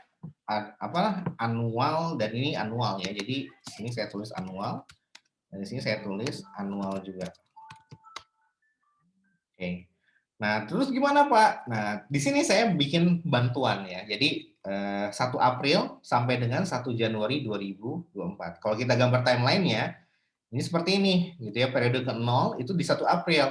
Periode pertamanya di 1 Januari ya. Nah, ini agak berbeda konsepnya dengan kalau kita kalau tidak salah di slide itu ada yang terbitnya itu bukan dari tanggal 1 Januari gitu ya, tapi dari tanggal 1 Mei, dan dia tiap tanggal 1 Mei dibayar bunganya gitu. Nah, itu nanti ada fractions ya, ada fractions. Nah, seperti itu. Nah, nanti bisa kalian pelajari di Excel saya ya. Nah, kalau misalkan ini kita jadikan timeline, nah maka ada 5 periode. Nah, sesungguhnya ada 4,75 periode gitu ya, tidak utuh 5, tapi apa namanya? 0,25 udah termakan gitu ya, karena dia terbit tidak sejak tanggal pembayaran bunga ya, yaitu di 1 April. Nah, 1 April ini adalah karena dia per tahun maka 9/12 ya. Bayar bunganya tiap tahun maka langsung 9/12. Tapi kalau semi annual ya nanti dihitung semi annualnya sampai kapan, sampai Juli, berarti nanti April, Mei, Juni, Juli gitu ya. Enggak, April, Mei, Juni ya, 3 bulan. Nah, seperti itu ya. Jadi terus gimana ya Pak kalau cara Pak Lutfi? Nah, kalau cara Pak Lutfi intinya gampang sih. Pertama adalah ya lebih gampang cara Yesus sih daripada cara Pak Lutfi. 100.000 kita taruh di tahun kelima ya. 100.000 kita taruh tahun kelima. Nah, kalau cara Pak Lutfi kita akan present value kan dari mulai periode apa namanya yang mulai dari periode ini ya. 1 Januari 2021 ke periode 1 Januari 2020. Jadi kita jadikan nanti 1 Januari sebagai periode ke-0 kita gitu ya.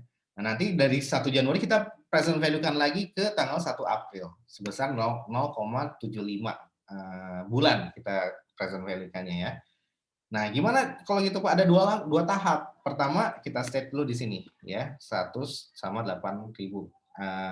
Apa namanya? Rate bunganya yang dibayar secara periodik adalah 8.000. Ya udah kita present value kan ya. Ya, dengan present value pakai rumus Excel 7% dan 4 di sini ya periodenya.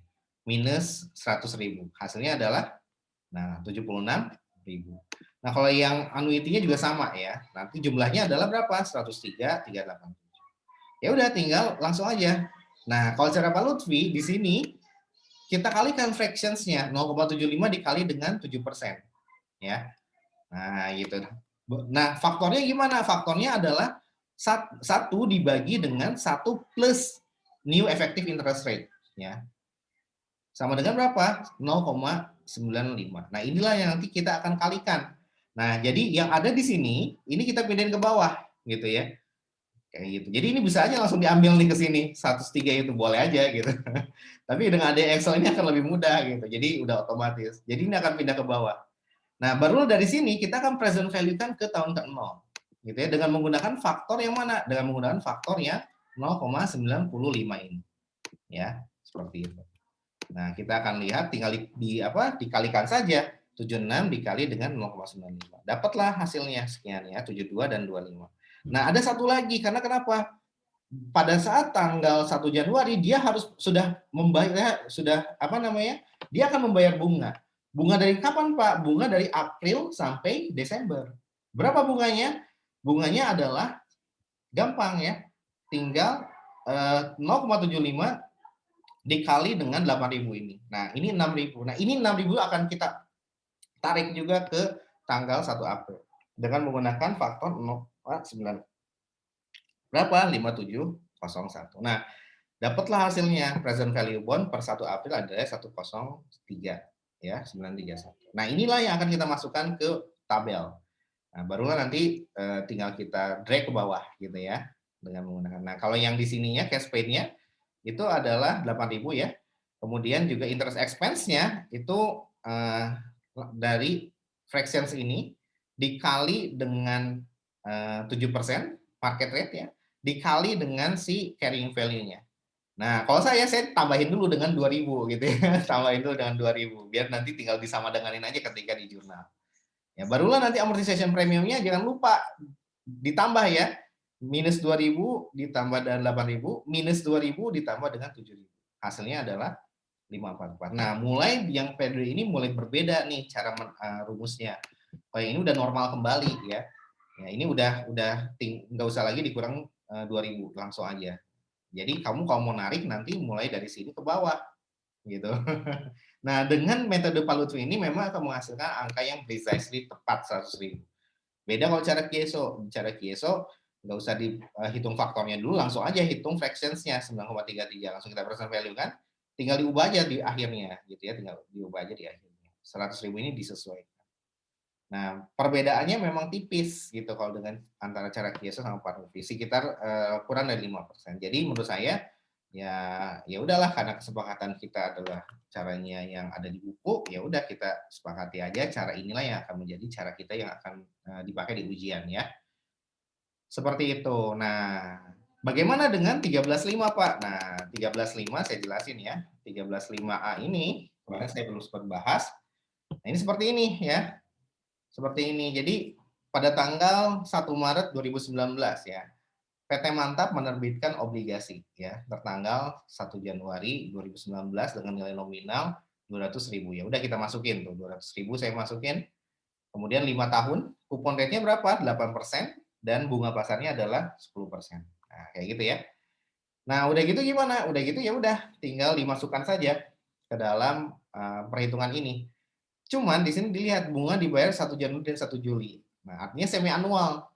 Nah, jangan lupa kupon rate ini masih kupon rate anual. Ya, bagi 2 dulu menjadi 4%. Nah, gitu ya.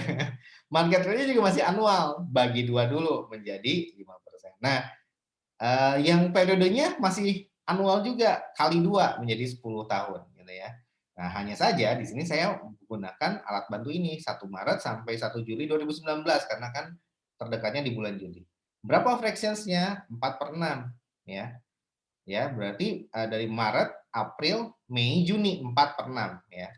Nah, tinggal di sisanya 9 tahun 9 periode. Ya tinggal ditambahkan 9,6. Nah, inilah nanti saya bikin ini ke sini gitu ya, ke samping. Nah, tapi kamu nggak usah bikin juga nggak masalah sih, kamu tinggal langsung masukin aja ininya ya. Present value-nya dengan menggunakan 5%, 9 dan prinsipalnya langsung 200.000 gitu ya. Kemudian yang kedua interest-nya ya tinggal dikaliin nanti ya. 5% 9, nanti tinggal 4 dikali dengan 200.000 sama dengan 8.000 ya. Nah, kayak gini. Jadi nanti dapatlah present value dari interest dan prinsipalnya, totalnya adalah 185. Nah, kita hitung efektif interest rate baru. Gimana caranya? Dengan mengalihkan antara si fractions 0,6 ini ya dikali dengan si rate marketnya 5% ya. Ya, hasilnya 3,33. Nah, ini ya, 5 dikali dengan fractions-nya. Hasilnya adalah 3,33. Berapa faktornya? Faktornya pakai rumus 1 dibagi dengan 1 plus 3,3%. Ya, hasilnya adalah 0,9. Nah, nanti inilah yang akan dikalikan dengan 185 ini. Ya, seperti itu. Ya, baru nanti jangan lupa tambahin lagi per tanggal 1 Juli ini kan terhutang ya, sudah dibayar bunga selama berapa bulan? 4 bulan ya. Nah, berapa hitung bunga selama 4/6 bulan ya? Tinggal 4/6 ya. Yang fractions ini dikali dengan 8.000. Nah, ini nanti kita ikutkan present value dengan menggunakan faktor 0,9 ini ya. Nah, hasilnya adalah yang ada di sini 124, 55 sama 5 dan nanti tinggal ke 184 ya. Seperti itu. Oke. Nah, dari sini baru nanti kita masukkan ke tabel. As always, ini juga ditambahin ya, sehingga dapatlah angkanya sekian. Nah, oke, itu adalah 13.5. Nah, 13.8 gimana? 13.8 ini menggabungkan antara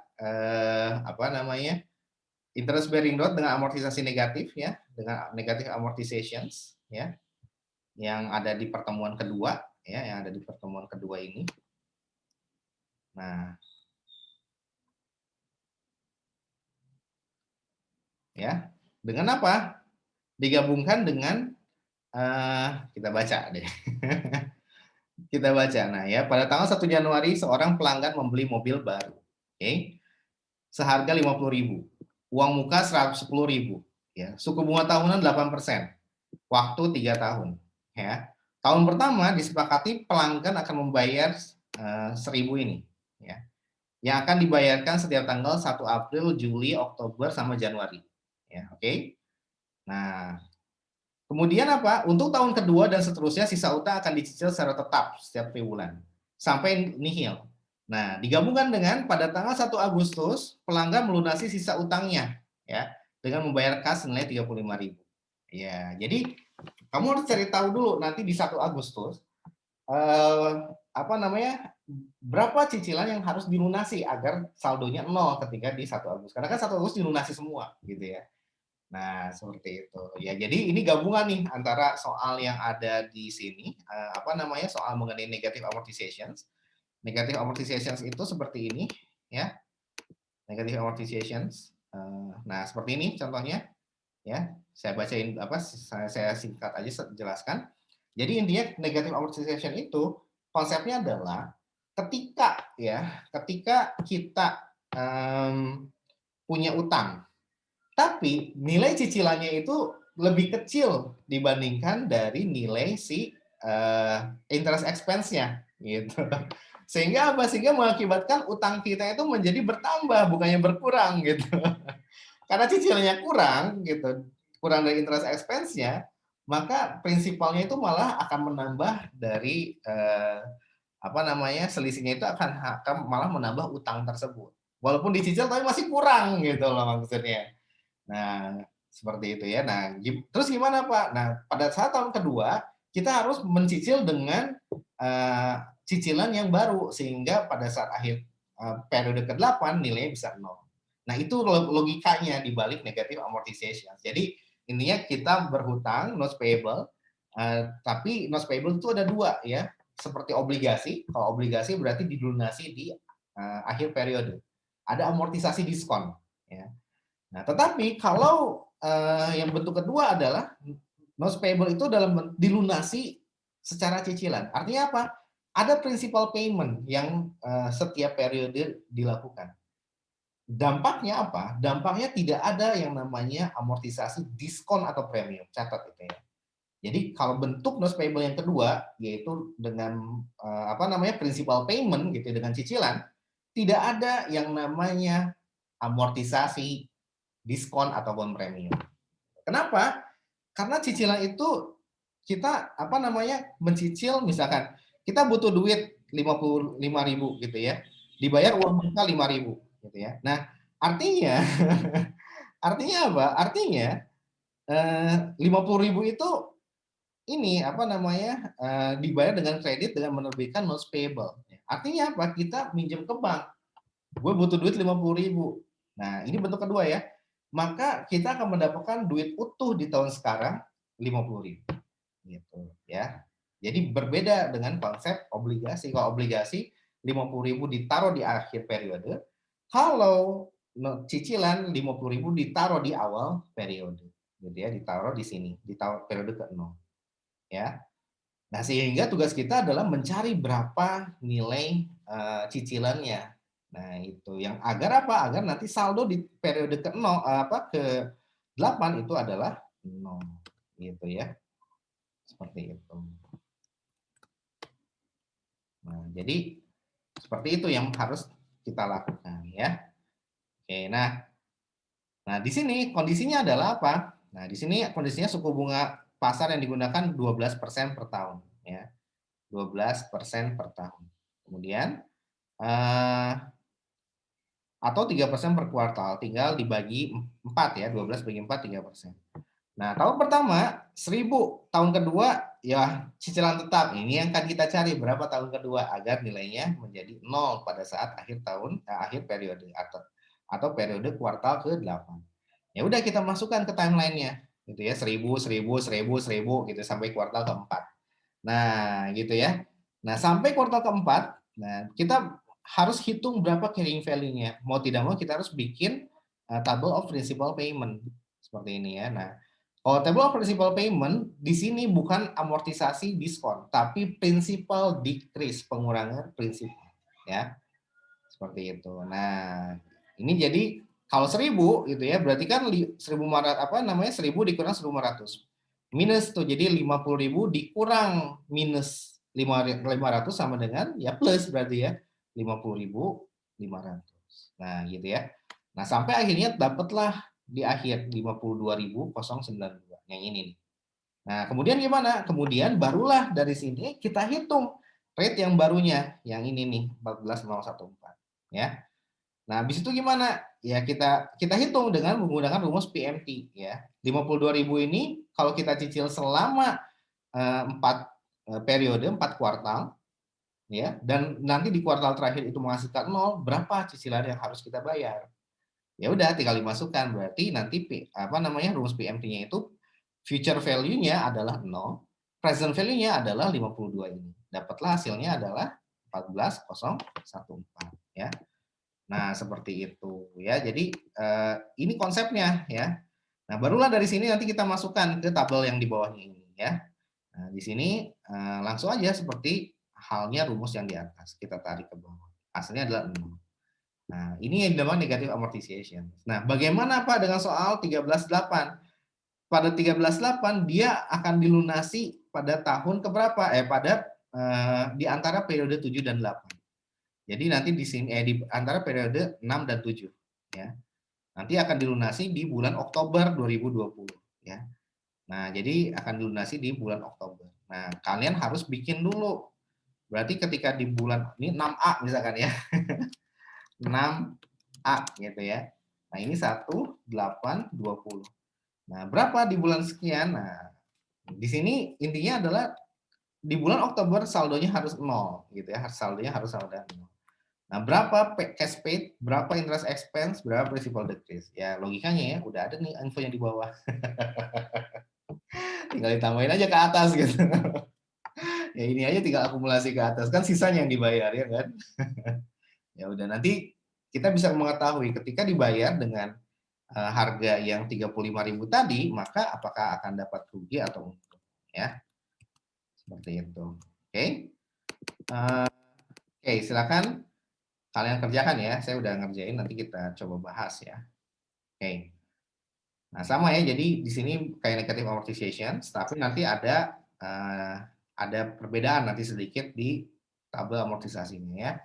Oke, kalau gitu perlu nggak nih Excel-nya? Oke. Saya share via kelas ya nanti Excel-nya. Kalian silakan kerjakan latihan. Tunggu bentar, saya share dulu deh. Saya share dulu ini ke kelas kita. Siapa ya? Mana kelas kita? Oh, ini AP, siap. Ini oke. Sudah saya kirimkan Excel-nya ke grup WA kelas ya. Saya akan bagi kalian ke dalam breakout rooms. Saya akan bagi menjadi mau berapa orang? 7 kelompok ya. Ini ada berapa sih? 6 kelompok lah ya. Nah, 6 kelompok. Jadi akan mendapatkan 5 orang per room ya. Oke. Saya akan buka. Nanti silakan kalian berkelompok mengerjakan, atau udah dibagi kelompok belum sih? Sudah Pak, untuk Oke. yang kemarin. Ya. Oke, room 1 nanti kalian bisa choose ya, grouping berdasarkan anggota kelompoknya masing-masing. Coba nanti di sini saya kurang hafal di sini ya. Nanti kamu bisa pilih room ya. Coba mungkin siapa dulu nih? Hamida kamu kelompok berapa? Kelompok 5 Pak. Oke, kamu bisa pilih breakout rooms, pilih room 5. Coba tes dulu ya.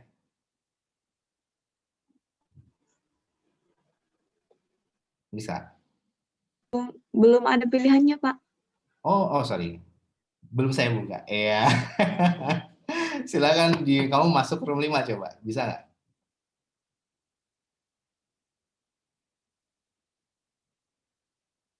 Assigned. Hamida, ini kita tes dulu ya.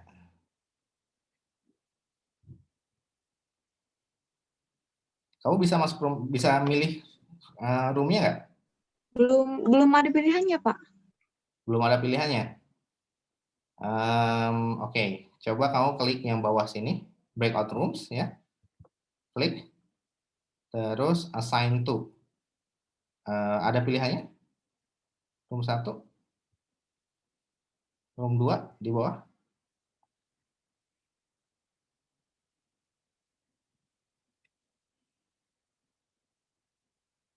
Udah? Ada? Nggak ada ya? Oke, percobaannya. Oh, Hamidah udah masuk. Hamidah udah masuk. Oke, yang lain bisa masuk room 5? Yang kelompoknya Hamidah? Bisa klik room 5 di sini. Oh, bisa tuh. Bisa milih sendiri kok. Oke, silakan kalian pilih roomnya sendiri-sendiri ya. Ada room 1 sampai 6. Nah, silakan kalian pilih room berdasarkan kelompoknya masing-masing ya. Di room 5 udah ada Fakurozi, Arifah, Bagas, Danis ya.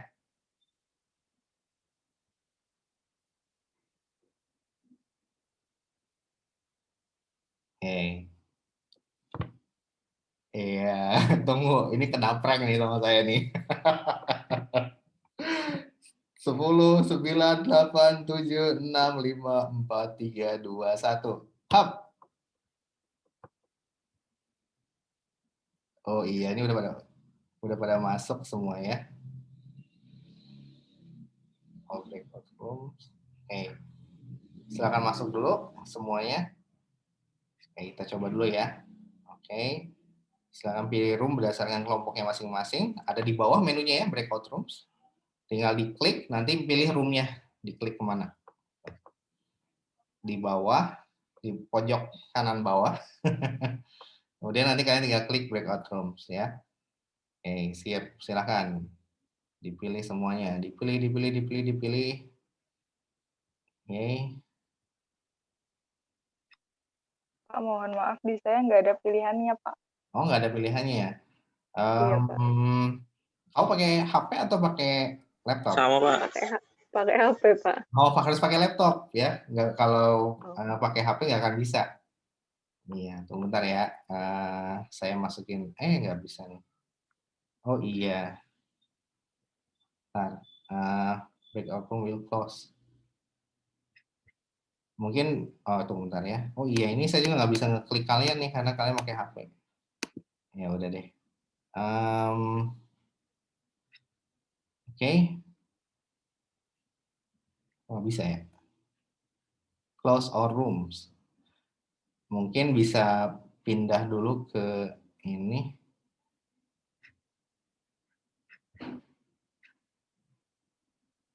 In 10 seconds.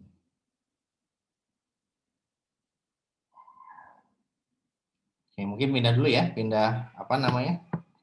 Jaringan saya kurang. Oh ya, nggak apa-apa. Nah, nanti berarti yang nggak bisa ya tinggal di apa namanya kerjain 13/8 secara mandiri ya, secara mandiri.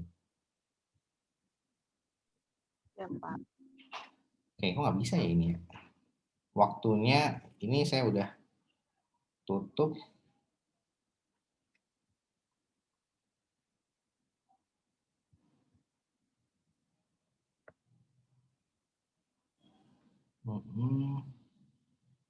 Bentar, saya mau. Oke.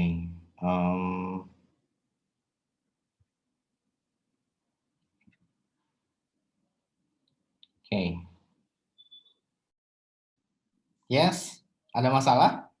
Itu Pak, ada satu anggota yang nggak bisa masuk katanya. Iya, dia pakai HP, harus pakai laptop. Jadi tolong dikasih tahu kalau mau apa biar bisa masuk breakout rooms harus pakai laptop gitu ya.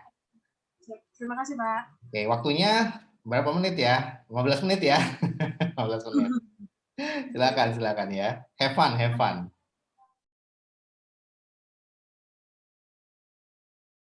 Bagi teman-teman yang pakai HP mungkin apa namanya? Bisa beralih ke laptop atau mungkin bisa nanti kalian ngerjakan secara mandiri ya, secara mandiri. Nanti koordinasi dengan teman-teman kalian juga apa. Oke. Di sini saya mau coba untuk ngotak-ngatik breakout rooms-nya ya, bentar ya.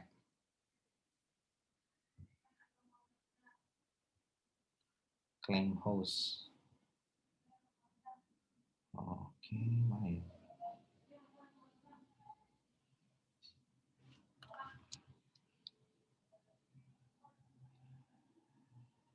Agak kacau nih sebetulnya.